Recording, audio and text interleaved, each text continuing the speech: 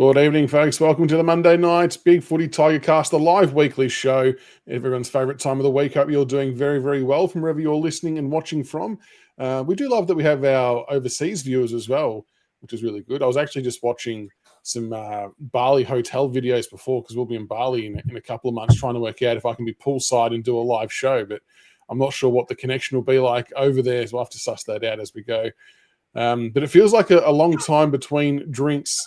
From Monday from Thursday till now. But EJ, welcome, mate. Just welcome in the foyer of Groupie's Dungeon, I see. Yeah, pretty much. I'll speak to you off air if you need any help with Bali. My aunt and uncle have been going up there for 35 years. Wow. I'm up there quite regularly, so I can get you a couple of good spots out of the way of all the bogans, where you get a great feed and some good drinks at good prices. I'll look after you. And now that I'm not at home, and I don't have to have a dodgy background to cover the fact that my den looks like an absolute shit fight, I can actually probably show the. Hey, there it is. There it is. Very good. And thank you to everybody who's been sending through their photos of them using the stubby holders as well. Bloody good to see. Is that the Simon Wallace tuning in tonight? Hello, Simon, if that's the case. Is it really? Oh, wow. Great man. Pressure's on. Yeah, the great man. It's good. Pressure's on. No, welcome, Simon. Welcome to everybody who's been tuning in. Before we get into... Oh, CB, how are you, Muff? Got to welcome you. How are you, buddy? We got carried away with Bali talk. I've had a couple of weeks off, so refreshed, had the bye week, and we're back into it. So, let's get some footy. Let's get something going. That's it. Well, before we get stuck into our game, we just like to warm up the room with a little bit of a fun graphic because it's definitely heading into our favour as the weeks get on. It's hang on. Melbourne. Oh, no. What? Look, I'm James Sicily. Oh, oh gosh. Sorry. It's just right near my head. Now it's time for the North Melbourne 2025 Death Ride chart, which has taken a wonderful turn as North Melbourne notch up their 6th loss of the year, ladder position 17th, and the current draft pick that they hold for us, they're just keeping it nice and warm for us, is pick number 2, and we've got our very own pick number 3 up our sleeve as well. So a very, very good trajectory this is going on. I know it's still early days and a lot of things can change. But they may have lost, is it Curtis? I think it is for potentially 3 weeks, but I dare say they're going to appeal that because it was just a tackle, I suppose, that went wrong. People have appealed and gotten away with less, I guess. But if that suspension stands, CB, the Kangaroos could be in a bit of hurt because he's been one of their better forwards and their backline's already struggling. So to lose some firepower might not help them, especially because they've got the Bombers this week, which is a 50-50. He's scored multiple games in every game for them so far. So he's been an excellent forward for them. So that and the fact that, let's face it, Larky's an excellent forward, and he's out of form at the moment. He's not kicking the goals he'd normally kick. So it could be a good time to get the Kangas. So, but we won't get too far ahead of ourselves. It'd be unlike us to get ahead of ourselves, wouldn't it? Let's just 1 week at a time. 1 week at a time.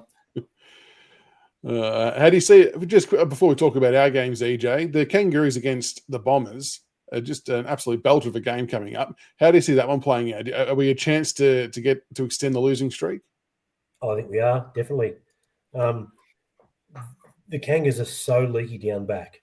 And as CB pointed out, without flowering the gilding the lily or anything, Curtis is in all Australian form. He's been the best small forward in the comp. He's in a losing side and he's kicking multiple goals every week. He's been unbelievable. That is a massive hole for them.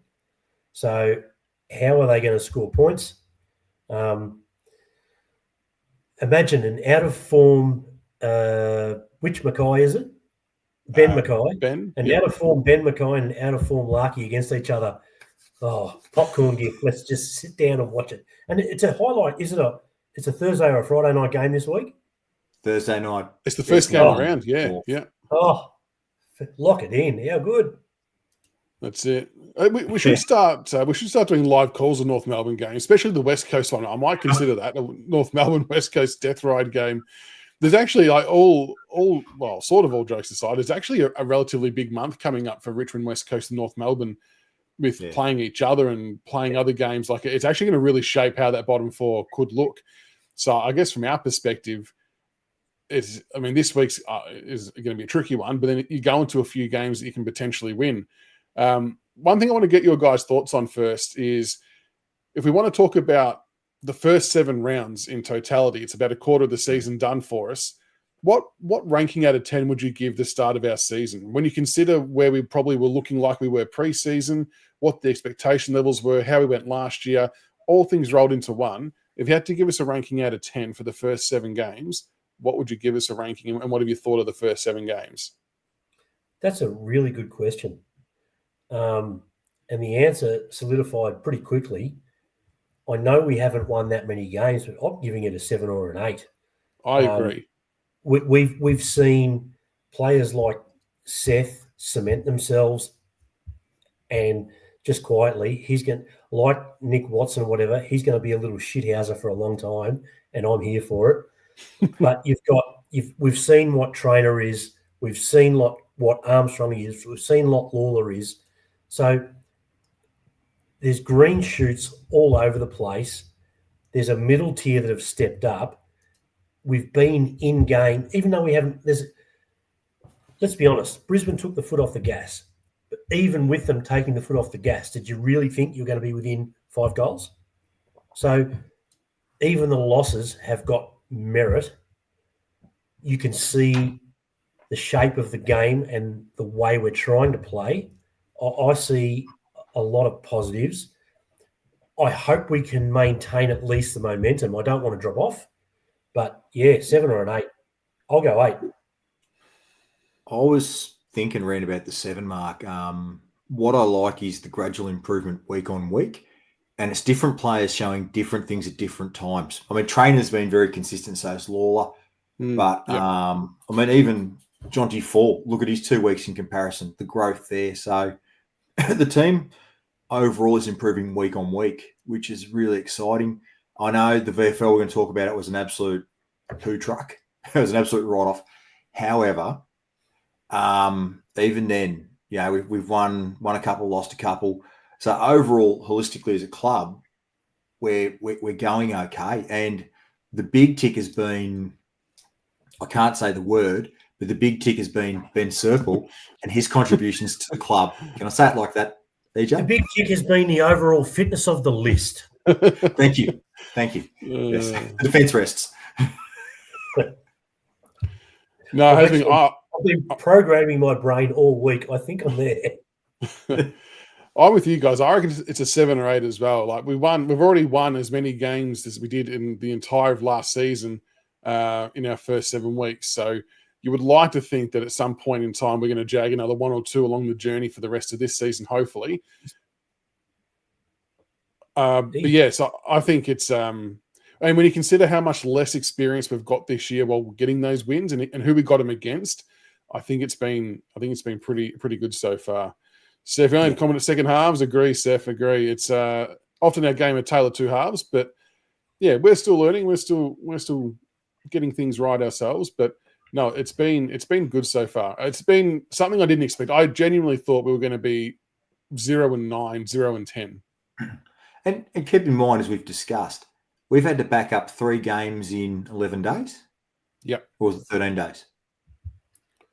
3 games in 11 days. 3 days. So you think of a young list being held up with 8 senior guys, they must have been absolutely knackered by the second half of that game. So the fact they ran it out is really, really promising signs. So So keep in mind, that was a very hard little patch of football for our boys against some pretty good opposition. So it's good. All right, we'll push on to the game itself. So the D's knocked us off on Thursday night, 12-11-83 to 9-9-63 by 20 points. Obviously, it was looking a little bit worse until they took Gawn off for about 10 or 15 minutes in that last quarter. And look, I know he's a massive player for them and probably speaks volumes about how in trouble they might be when he finishes up. But I was still impressed and buoyed by the fact that we still didn't roll over. Like, even though they maybe took the foot off, etc., we still kept trying to play our game and still were able to generate 4 or 5 goals, which was a good sign, because up until that happened, I was worried it was going to be another 1 or 2 goal half, which you don't want to see. So the fact we're able to still kick on with it, regardless of the circumstances, I think was good. But the first thing I want to ask about, EJ, is a tactic that I think went wrong. Kicking to Max Gawn is not exactly the strategy I would go with if I was playing against Melbourne when trying to move the ball down the ground. No, it's not. I think sometimes you just get stuck. We'll get better and we'll work out of it. There's no future in if the D's have got their zone set up, just bombing it down the line. You're better off chipping it short, going backwards 5 times, as much as we hate it and get bored by it, and trying to switch to the other side of the ground than just bombing to Gawn every time. Yeah, it was a disaster. He had a massive game. I mean, he's got to be in the conversation for being the best ruckman of the 21st century. I don't know what CB's laughing at. But I'm getting baited. I'm getting baited already by A.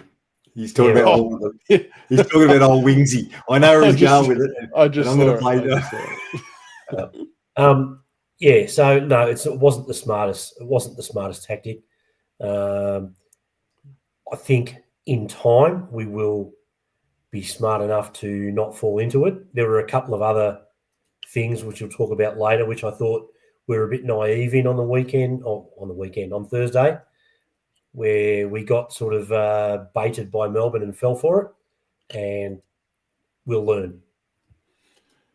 I think, CB, that some of the reason why we were kicking to Gawn in that first half in particular, I think both teams were actually just set up really well defensively, and we were kind of not giving each other any room to go through the corridor, to mix it up and do whatever. So both teams were actually playing into each other's hands by kicking down the line. It was not pretty, but I suppose it was just the way the game was played. That's exactly right. It was both teams were very conservative in their ball movement, and there's very heavy defense. There's a lot of numbers pushed back behind the ball as well. So it was a mirrored performance by both teams, to be honest, in that first half. Both teams were playing the same style. So it didn't make for the best of spectacles. But the flip side was it kept us in the game at halftime as well. So, yeah. It certainly wasn't a spectacle. Yeah.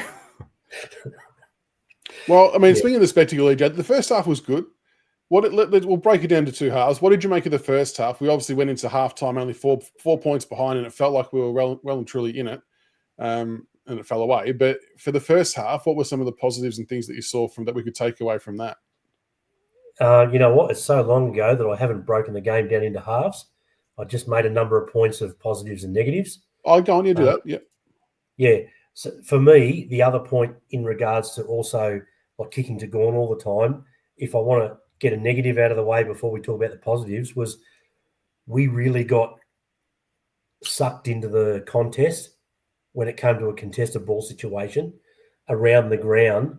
We were overcommitting, and they were able to spread from that. We'll learn from it, but because Melbourne is such a contested side, we felt like we had to get the bodies in, and they were managing to pull one out. They always managed to spit one out and have an outlet. So if they got the ball, they were right. If we got the ball, we were stuffed because they already had the cover in that second contested possession zone. That was that really stood out to me. And that's just naivety. It's not a long-term problem or anything. But when they took control, which was also via the 12 or 13 free kicks in a row, they really sucked us into the contest. Yeah. Positives. Look, how good was Ross? And not Ross, Dow. How good was Dow? Like, he was good. Seriously, I thought in the first half especially, I thought he was everywhere. Yeah. Would you like me to give you some stats? Would you like me to give you some Dow stats? Mate, I've got plenty of stats. I laughed when you sent me your picture of your handwritten notes. I go on to I said this to Michaels last week. I go on to Wheelo and I download and sort an Excel spreadsheet, and you send me a photo of a piece of A4 paper with handwritten notes. So you know all I what? need, bro. So That's you all know I need. what? I don't need grok. I don't need AI. I just got a pen, a bit of So you bloody know paper. what? That's all I need. I'd rather hear the stats from you because you've really put some graft into it. I put some effort into this. I hope people appreciate the fact I put effort into this. I do. So hit me Thank up you. with some Dow stats, please. Some Dow. Well, fabulous game from young Dow. 28 disposals, 266 metres gained, 2 clearances, 3 tackles, 7 score involvements, 3 intercepts. He went at 75% disposal efficiency and had a whopping 7 contested possessions.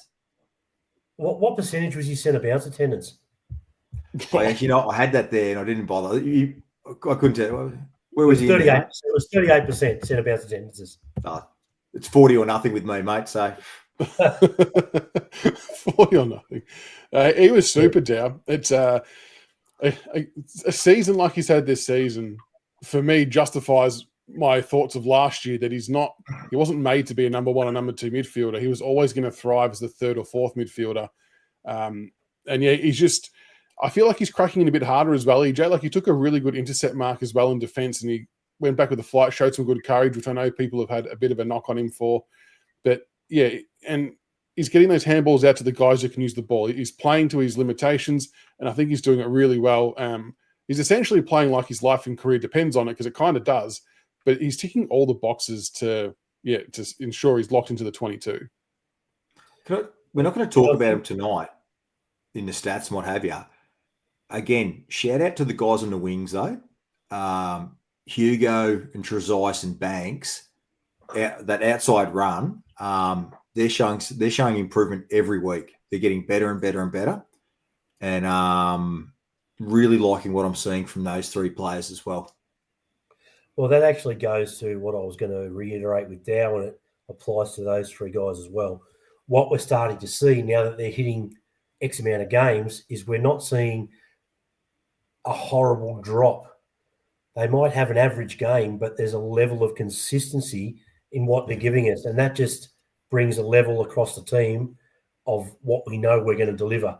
So the peaks and troughs aren't going to be as big when they give us an even performance. The left-footed wingman is a point of difference, isn't it? Yep. Yeah. But with Dow, going back to what I think I've said about a couple of other people the last couple of weeks about not being able to take that first kick, that first handball, that first decision, there was no hesitation. Inside, outside, he made the decision and he stuck to it. Yeah, I think it's important, isn't it? The first option and take it quickly. And I know sometimes people think that it might look like players maybe get sold into some trouble by doing it, but I think in a lot of ways you're better off trying to go your first option than just holding on and nothing happens anyway. So at least try something instead of trying nothing, I guess is what it comes down to. And Dow's, he's been good. He's had a really good month, to be honest. So I'm really pumped for him. As Julie said, that he got the Latitude Player of the Game as well, which was really good to see. We'll go back to the 3rd quarter as well quickly. Obviously, our momentum got shit on pretty quickly after a couple of very questionable free kicks. Now, we'll never blame a loss on umpires. We can do plenty of better things in the game ourselves. But how on earth was that a free kick against Tim Taranto for spoiling Jack Viney? And he's about to run inside 50 unopposed. We get a goal there. It's back to 4 or 5 points. Whole different ball game. They go down and score. And then a few minutes later, Thompson Dow gets ragdolled off the ball, doesn't even have it, spills out to Bailey Fritsch, snaps another goal. And then all of a sudden the D's get their back up and they start putting out a 240 pressure rating, which is completely off the charts. I felt bad for the young kids. Unfortunately, it created a run on that and gave them momentum that we couldn't get. But look, it's a terrible decision when Kane Corns actually calls out and says that's actually a shocking decision. So no, I'm not gonna waste anyone's time. We all saw it with our own eyes. It was diabolical. And that's all. Well, you know what the issue with it for me is what has happened is the umpire has guessed, right? Because the umpire was in the centre corridor, Taranto was up, and the Melbourne player was on the other side of him. So the Melbourne player's gone down and the umpire has guessed at the contact. That's the thing. And this season, a lot of what the mistakes are in this bloody 4 umpire system is people guessing. If you don't know, it's play on. Mm-hmm. You have to have vision to make a decision. That even bloody rhymes. Oh, that's I put it on the banner. There you go. Right. But seriously, that was clearly a guess from the umpire on the reaction of the Melbourne player. That, for me, is the disappointing thing. And Tiggs has been hot on that for a while, that umpires just sometimes will guess because you can tell when they're blindsided, you can see. And yeah, they've just anticipated what may or may not have happened instead of calling what did or didn't happen. So yeah, that was a little bit disappointing. But we sort of then push on to the last quarter, CB, and we start to see some good signs again. And it was good to see us fight it out, to kick a few goals. I actually felt like that we were maybe 2.5, 3 minutes away from Melbourne having to put Max Gawn back on before it got any closer. Yeah, look, I mean, unfortunately, the game was sort of too far beyond us to really reel it in. But the main thing is, as we've said, we fought it out. We're not, even not just this week, we're not dropping our heads now. We're actually fighting games out, which is what we need. When you're educating young blokes, it's always a thing, you never feel like you're out of the contest. And that's what Uze is imparting to these young blokes. You're never out of it, keep going. And, the win against Carlton showed why you don't stop. And, the Suns was the other way. They had all the momentum and we held them out. So some wonderful learnings to come out of it. And then we're coming into a patch now where we've got some winnable games. So they're learning. What will they show us in the next month? That's the really important thing is they keep improving, that incremental improvement. Now we can actually confidently say there's some winnable games for us coming up, as opposed to 50-50 or where, we're saying Tigers are going to win, but in reality, we're not really expecting too much. That's kind of how I view it moving forward. So the last quarter was an extension of that. Fight it out, go from there. So Uze often talks about, you hear it in some of the side notes about mental mastery. And I think the mental mastery is about staying in the game when it's not going for us. Everyone can fly when you're on top. When it's not going for us to be in those last quarters when we're getting pumped and bring Melbourne back from 40-something points to 20 points, to bring Brisbane back from 40 or 50 points to 28 points, to stay in the games, that is an amazing sign for a very young side. So when we get into that position against a side that isn't as battle-hardened as a top 4 side, even though they might think they're in control and in the game, our boys are going to be in the mental space that it's not beyond them, because that's what they're learning now. Correct. It's true. Yeah, that's a fair call, that. Let's show some love to some individual plays and highlights, anything from plays that you thought you liked in the game. First one I want to shout out is Tom Lynch. 3 goals, 3 behinds. I thought Stephen May probably had the better of him early. It's always a good drill between those two, to be honest. But I thought Lynchy was pretty big in that last quarter that helped really get our momentum happening again. And obviously there was a bit of a nervous wait with a foot scan over the last couple of days, but it sounds like he's all okay, which is really, really good. But yeah, I thought that was a really good game from him, and I'm actually just more rapt for him that he's been able to put together 6 games so far this season. Like, I know we've said that's been a big part of him getting back on the park and helping us out. So yeah, I just thought Lynchy deserved a bit of a pat on the back for the 3 goals that he got.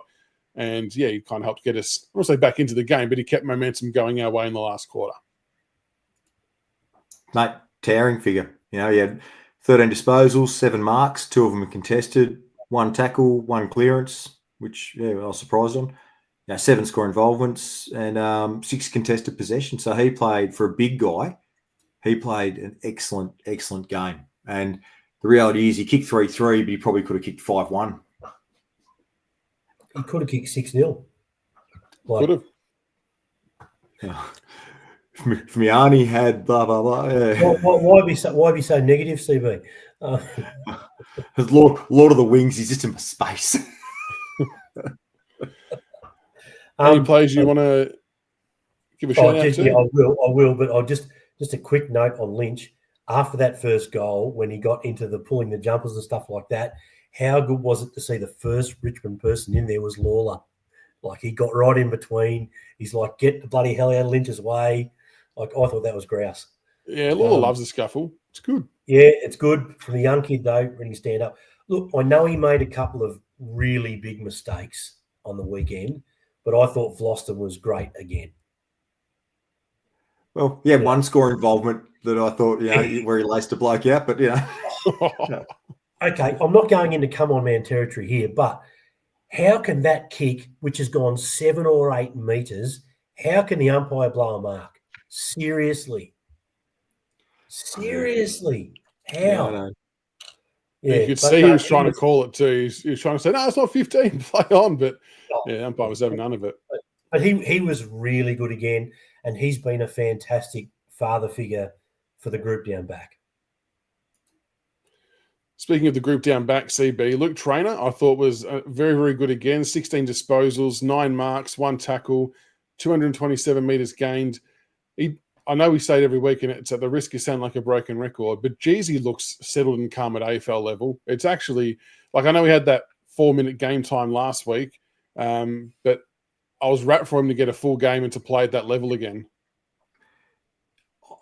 I might get JFK'd when I'm driving my work vehicle around town when I say this next comment, but he's actually putting a better season together than Lawler for consistency and for output. Yeah, I think that's a product of position, though. If you Possibly. look at I mean, like, the ball's down the back end more, he's getting more. If you look at the actual AFL ratings and impact on the games, Lawler's having a bigger impact with less time. When the ball starts to get down our end, look out. But what it shows, we've got 2 young blokes there that are both risk takers. They're not conservative footballers. They're prepared. Traynor and Lawler are both prepared to bite off a bit and take a bit on, which is just unbelievable. Like, 2 unbelievable 7 weeks of footy from both these guys, and couldn't be happier. But Traynor, I tell you now, he's right up there. He's right up there. I'll tell you what's good about that, though, CB, as well, is they're prepared to take the risks, but if it doesn't come off, they don't drop their head and go back into their shell. They keep trying and they keep doing the same thing until it comes off. And I think that's a really good sign of good footy IQ, good maturity, and good backing from the coaches to give them the license to do that. I think it's important they're able to learn and make those mistakes. But, I'm loving what he's doing. And good call for people in chat about the rising star. Not that it's the be-all and end-all, but, geez, he's got to be close.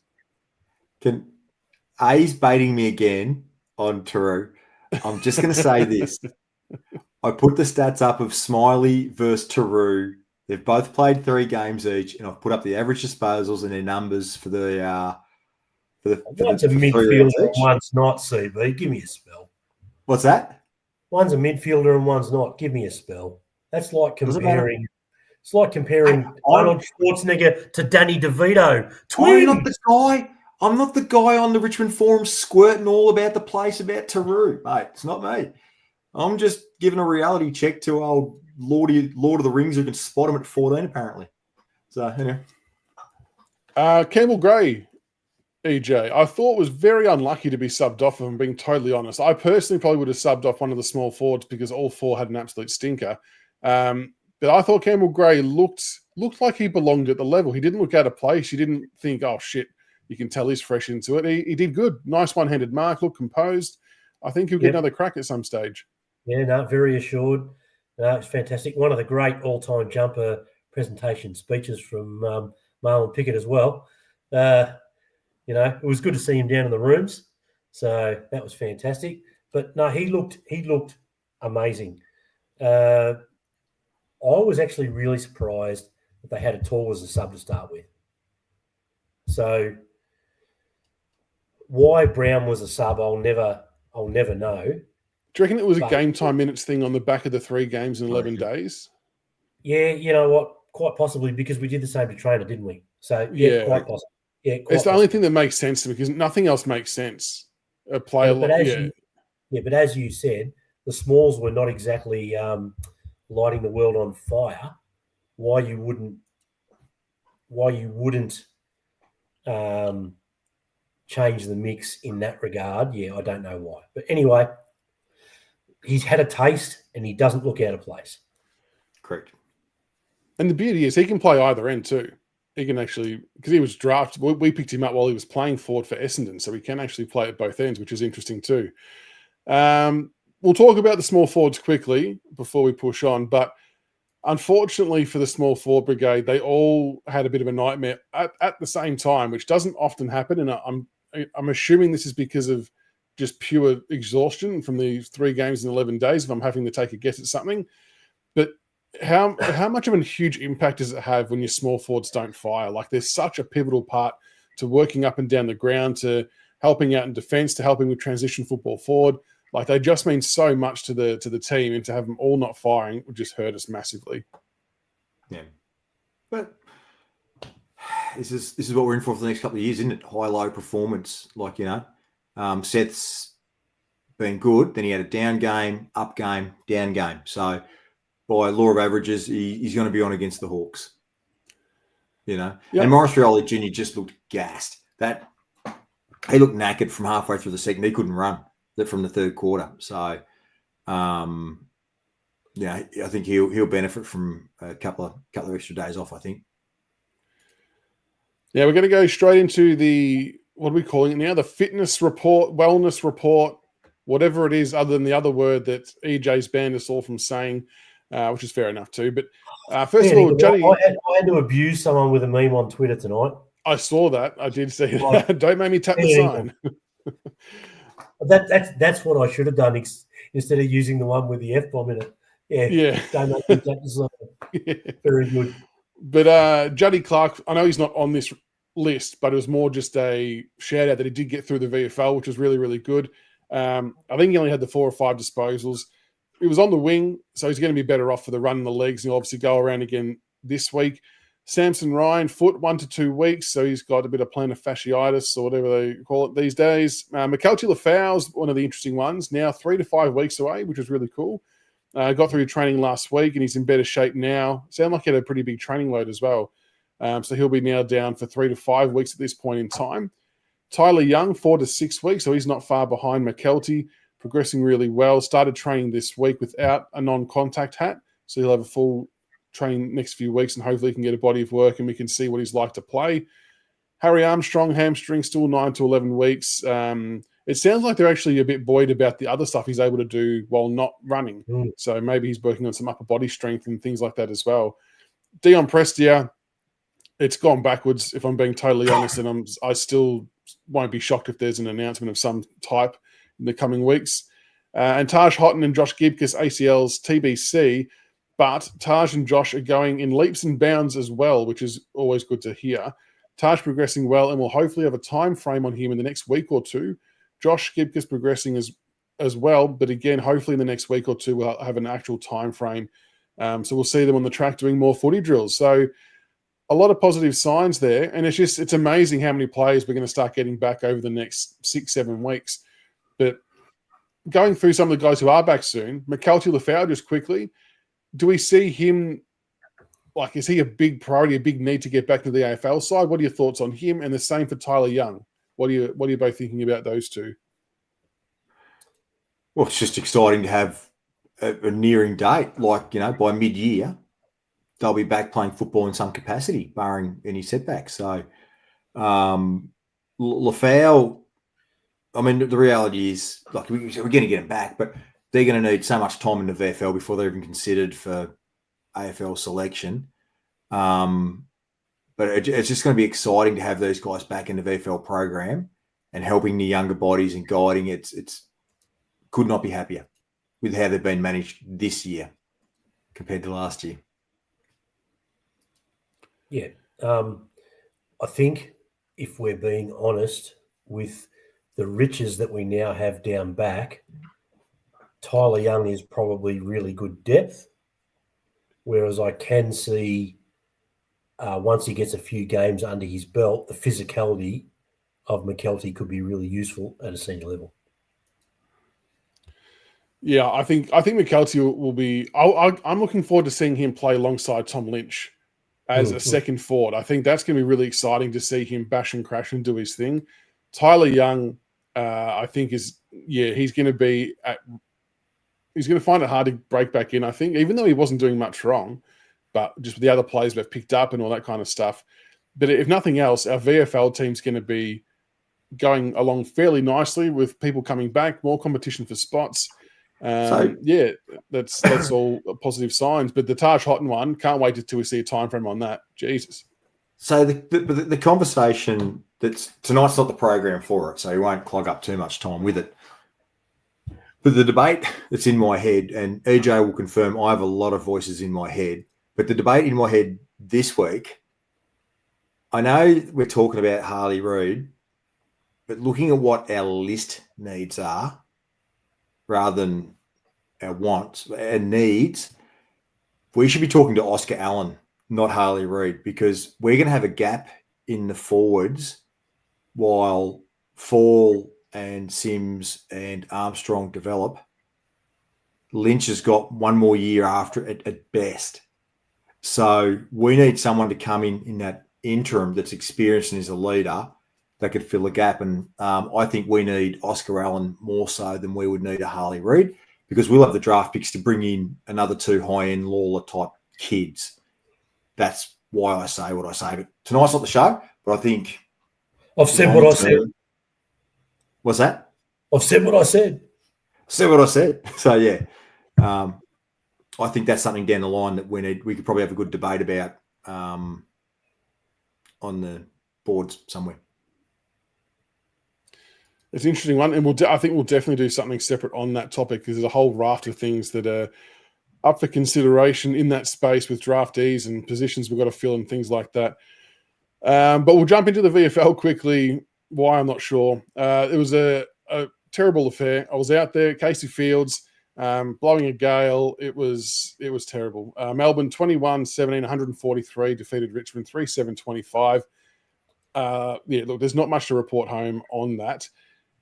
I mean, Jasper Olga looked okay. I thought, again, he had 11 disposals, a couple of marks, tackle, 3 behinds, though. Like, if he had converted some of those goals, it makes it a bit of a different story.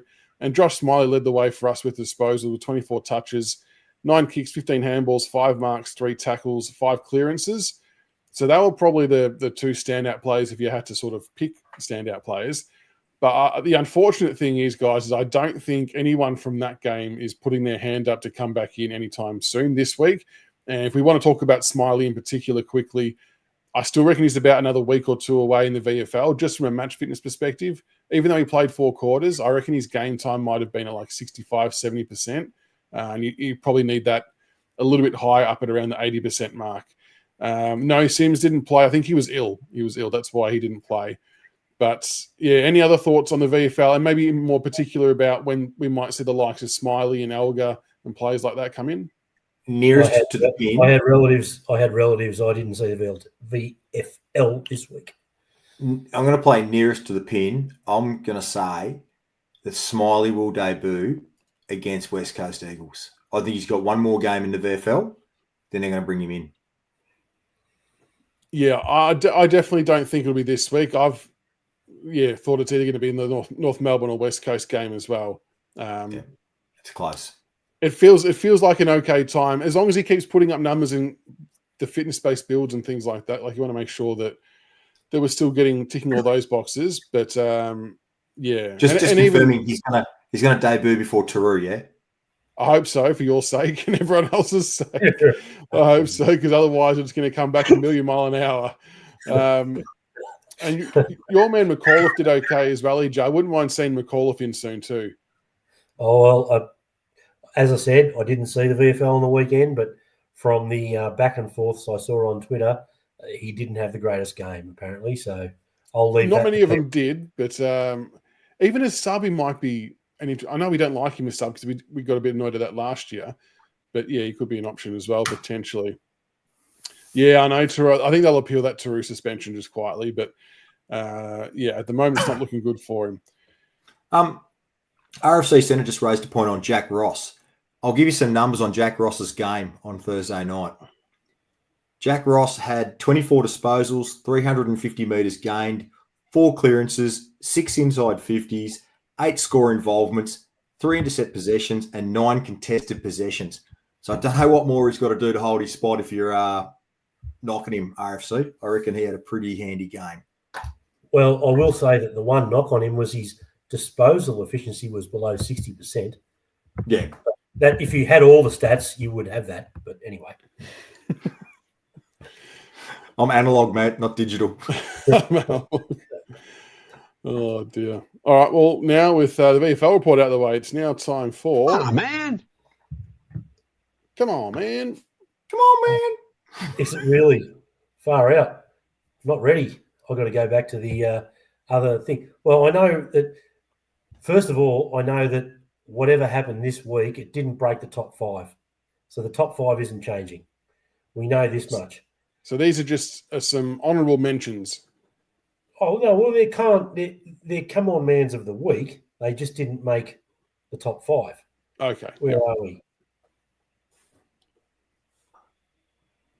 I've got to go I would back. have had the umps for my come on, man. Third You would have quarter. gone then? Come on, man. For the third, yeah, well, fair. Horrible stuff, that third quarter. Just take your time, other Edge. It's all good, mate. I Take your time. will. Yeah, here it is. Right. Yes. First of all, the MRO. I understand that what we're doing is we are protecting players from going out of their way to maliciously hurt each other in non-football contests.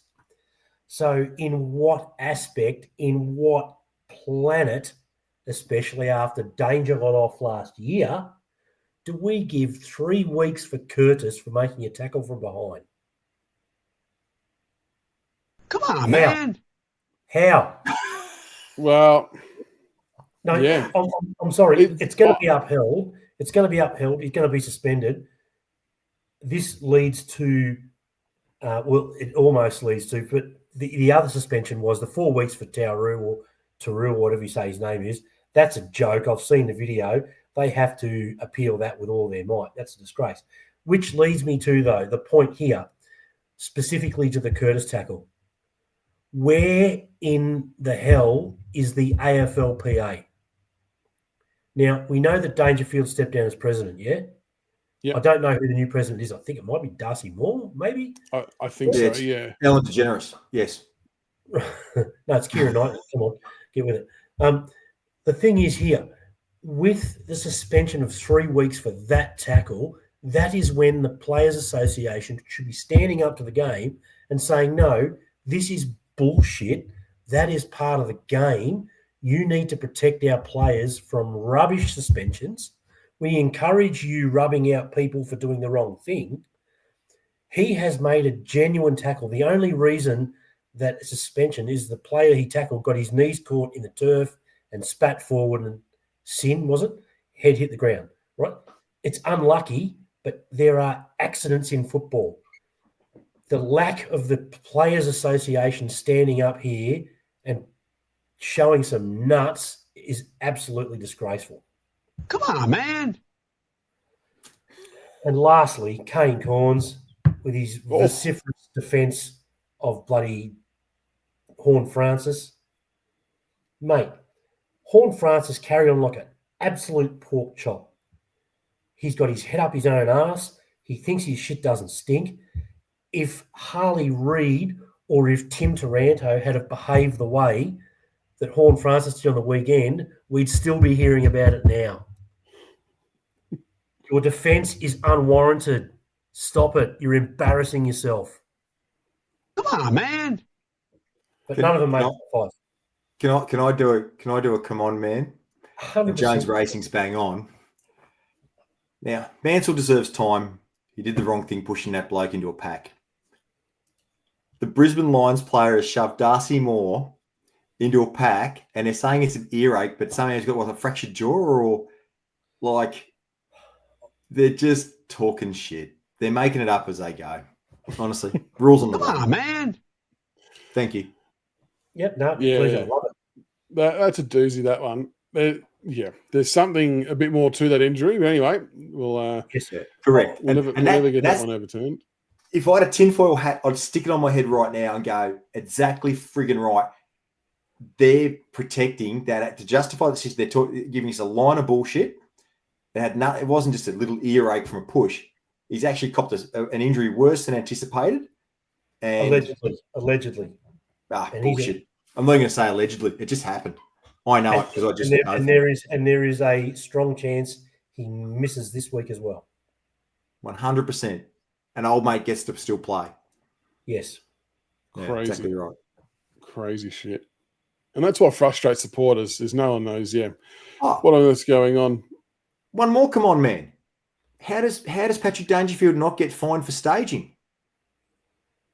Because he's been staging his whole career. Come See on, the man. footage?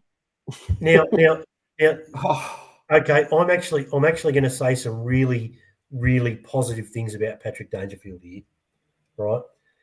come on, man. He is one of the fiercest footballers. His attack is brutal. He is insanely physical. He smacks the contest at speed. He's a great overhead mark for his size. He never gives up.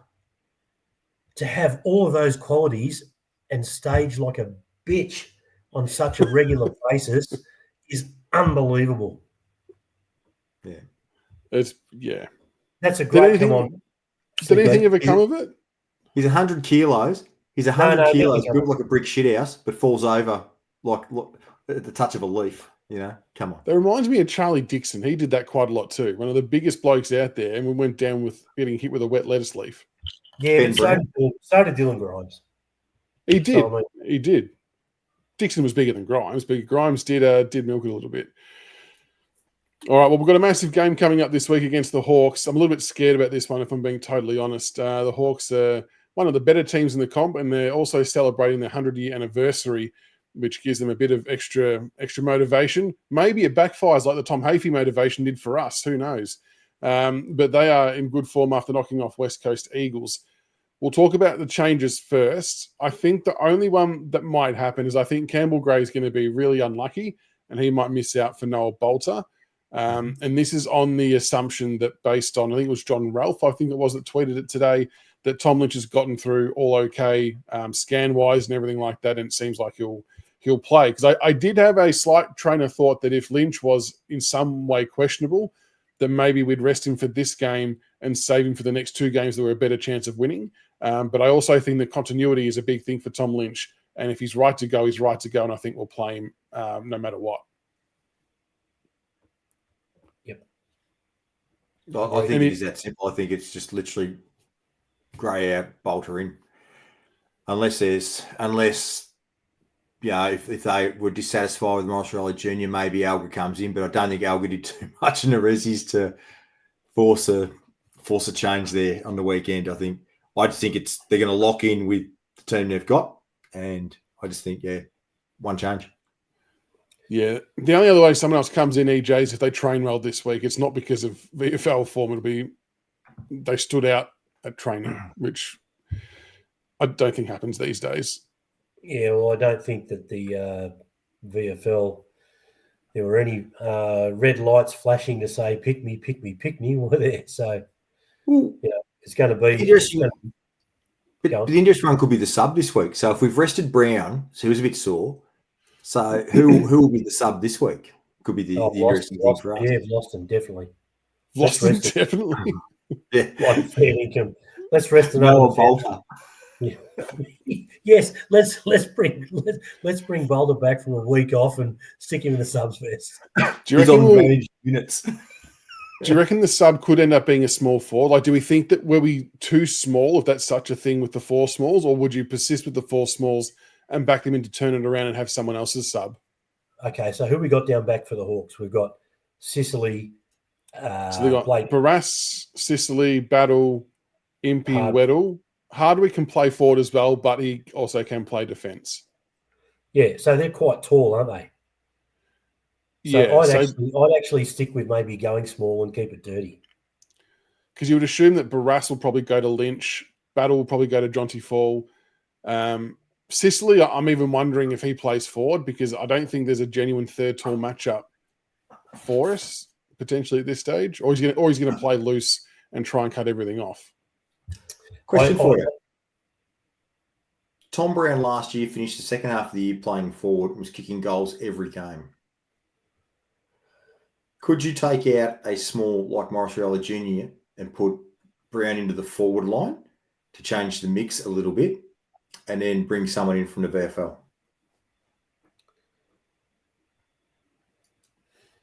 Nah.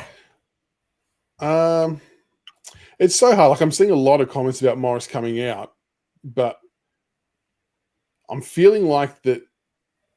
I think it's difficult to point the finger at one of the small forwards because they were all bad.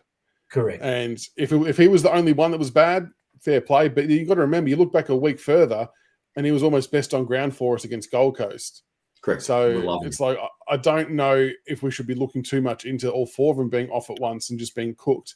I would see how it goes for another week. But to answer part of your question, CB, wouldn't mind seeing Brown get rolled up the ground a little bit. I just feel like we're just missing that drive off a half back. But I don't know whether he's going to do that or not, but whether he maybe plays wing or high half forward just to get his 60-metre kicks inside 50 because he's got a good kick on him. But I just feel like we're missing out on it at the moment a little bit. Yeah.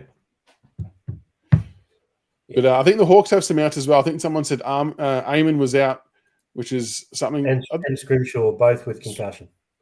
I read somewhere earlier, is Lloyd Meek out or is he? Oh, I don't know. He had a really good game on the weekend. Yeah. If he's out, it's news to me. But the other two both were out during the game on the weekend and will miss. Yeah, during the game. Yeah. So they'll definitely be out. But where's the game won and lost? I mean, the Hawks, obviously quite a number of years ahead of their resurgence than what we are. But they've got some ball winners across the grounds. Newcomb's had a reasonably good year. Warple goes all right in the middle. Amon missing is actually a huge out. But for me, it's just how flexible they are. Like Sicily can just go forward or back. Hardwick can go forward or back. And they cause a lot of headaches when they do that too. I think we're going to struggle to cover their outside spread. When we turn it over, that thing is going to come back so fast and hard. Good luck to the defense covering that. That's what I think. And they've also got a really good mix of high half forwards. Yep. So you've got your Dylan Moores and your Ginovans and players like that. Your McDonald's, like their high half forward rotation is as good as there is in the AFL. You know, like we all know that what Marbs brings. We all know that, you know, we could put Bolter on him and he'd go to water because that's what Marbs does under pressure.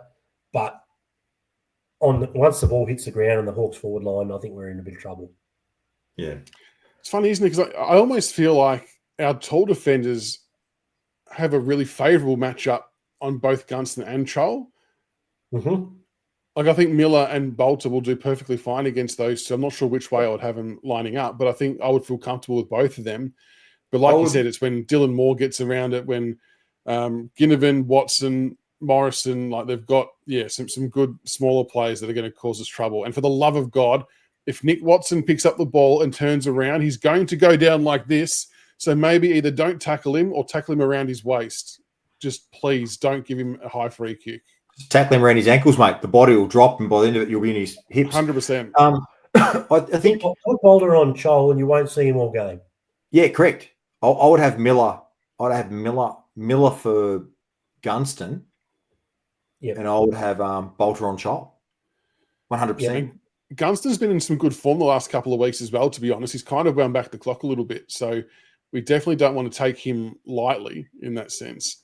What about the midfield battle? I mean, I feel comfortable against their tall forwards. Their small forwards might trouble us, but midfield, they've got, I mean, I'm assuming that Meek's playing. I haven't read otherwise, other than one comment that could have been a troll.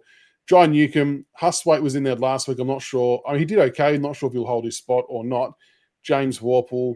They're obviously missing Connor Nash, who was a big one that went through there as well. But it's another one of those games that we just need. We need Taranto, Hopper, Dow, whoever else is in there. They've got to just go for 3.5, 4 quarters. If they slack off again, we'll just get outworked. Yep. I actually think with Nash out, Nash is a massive out for them because he's so physical, and he's actually really big. Like his crib size, he's 195. He's a big boy. That is a massive out for Hawthorn, and actually it levels up the middle quite a bit. And Will Day out too is a big out, obviously, for them too. 100%. It's just have a look. Even but like I said, I really love, to be honest, what's his name? Oh, I've lost him. Oh, you sound like a Melbourne supporter. John, Number 23. I like John Newcomb's just a gun. Oh, Dumbo. I absolutely love John. If I could pick anyone out of their team, I'd take John Newcomb in a heartbeat, mate. He's just, he's a fair player. He just gets to every single contest, as does Warple. Like Warple's probably not a sexier player as what a Newcomb is in terms of how he uses it and things like that, but just gets to every contest. But I think what was interesting. Any chance we're going to cover Impey and not have him just run off the half back line and just tear us a new ball? And Weddle. Because if you cover one, the other one will get off the leash, and Weddle's got some serious wheels. And this is where you want to see people like Mansell and Seth Campbell and Morris do a good job on that front. And that's why it's so imperative that our small forwards are working hard to stop the setting up of the defensive play from those type of plays. And then we've got to hurt them the other way too. I'll put Campbell on Impey. Campbell on Impey? Yeah. He's got the jets to absolutely really hurt him. But then when he goes off him, there's no way Impey can go with him. There's an imbalance there that is bigger than if we concentrate on Weddle, I reckon. I like RFC Centre's. I like RFC Centre's suggestion. I'd have Mansell on him.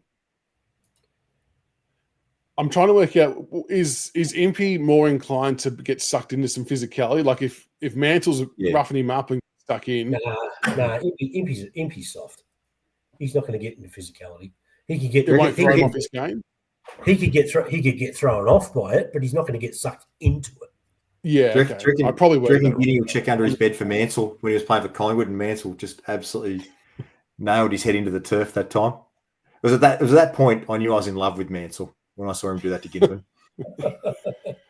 Yeah, I agree with that. I'd put Mansell on Weddle because that is a physical versus physical matchup, and the speed is where Campbell can hurt Impey. Their defenders worry me a little bit as well with how flexible and versatile Barras and Battle are with intercept marking. And then you add Sicily. Like I said, you've got Lynch down there and Jonty Fall who's going to have to be accountable. But who else takes the third? If Battle, Barras, and Sicily all play defence, who covers the other one? We're almost a tall short in that sense. That's where like a Jacob Bauer might be handy, or even a Jacob Blight would be handy to have up there to really even the contest out from a marking perspective. Well, the problem we've got, Jonty's still learning, and I think, if four plays on Sicily, he'll get touched up horrendously. If he takes Josh Battle, he's just got to try and break even. I don't know. Unless, I don't know. It's a tough one. Yeah, Lawler. Lawler on Sicily would be handy. Well, I'll tell you what, Lawler, again, found himself in open space. He's just a clever footballer. He gets away and the opposition don't notice until it's happened. He's a big boy, but he's slippery. He gets away and they don't pick it up. So Sicily would be a good match for him because Sicily is a very clever footballer. JP throwing out a curveball, which I don't mind. Gray, Ford, and McIntosh out. So Gray would solve the extra tall problem up forward, but then we lose a potential tagger in Camden McIntosh. I think what you would see if Gray went forward would be Steely Green out. I don't think they're going to give McIntosh up because of the versatility that he brings at the moment. Yeah. Fair call. Yep. Well, and truthfully, I actually wouldn't be against Gray playing that forward role. I really think that it's important that we get those matchups right, because if we don't, then they're going to have an extra back there that's just going to tear us to shreds. I've just been dumbfounded by a comment on the sides. I think it might be from Hawk Tim. I'm not sure. I'm not going to scroll up. Lawler and Sicily are the same height. Really? Tell me it's not true. Lawler's a big dude. That stuns me. Really?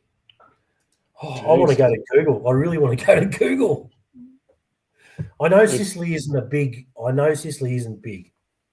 but I still thought he would have had Lawler covered. Wow, there you go. There you go. Both 188. There you go. Well, it could be a matchup to look out for. Well, how else? I mean, yeah, there's not much else to really speak about other than margins. But is there any other ways you think we can beat them? I think it's going to have to be a 3.5 quarter effort minimum.